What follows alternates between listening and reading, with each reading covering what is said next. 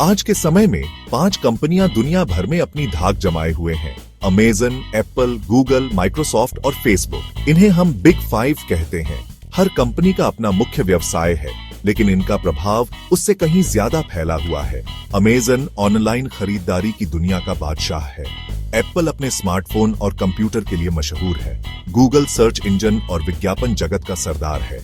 Microsoft software और cloud सेवाएं प्रदान करता है। फेसबुक सोशल मीडिया का सबसे बड़ा नाम है। इन कंपनियों की पहुंच अरबों लोगों तक है।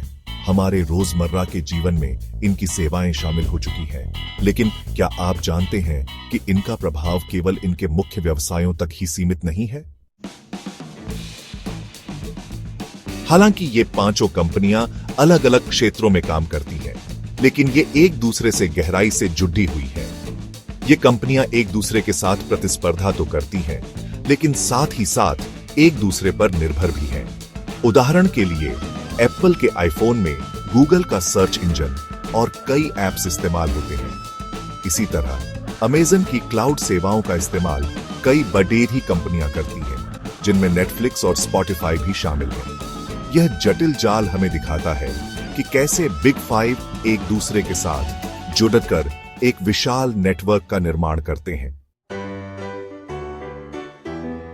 बिग 5 का प्रभाव केवल टेक उद्योग तक ही सीमित नहीं है। ये कंपनियां हेल्थ केयर, शिक्षा, मनोरंजन और विज्ञापन जैसे कई अन्य क्षेत्रों को भी प्रभावित कर रही हैं। उदाहरण के लिए अमेजन अब किराने का सामान और दवाइयां भी बेचता है, जिससे स्थानीय दुकानदारों को नुकसान हो रहा है। इसी तरह गूगल की विज्ञापन नीतियां मीडिया जगत को प्रभावित करती हैं, क्योंकि कई वेबसाइट विज्ञापन राजस्व पर निर्भर है।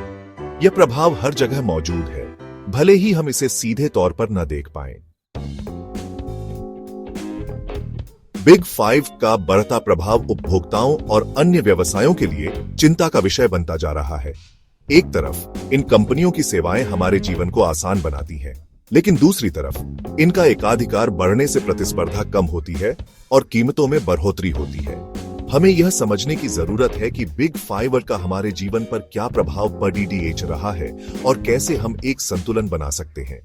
हमें यह सुनिश्चित करना होगा कि ये टेक दिग्गज अपनी शक्ति का इस्तेमाल जिम्मेदारी से करें और एक स्वस्थ प्रतिस्पर्धा बनी रहे।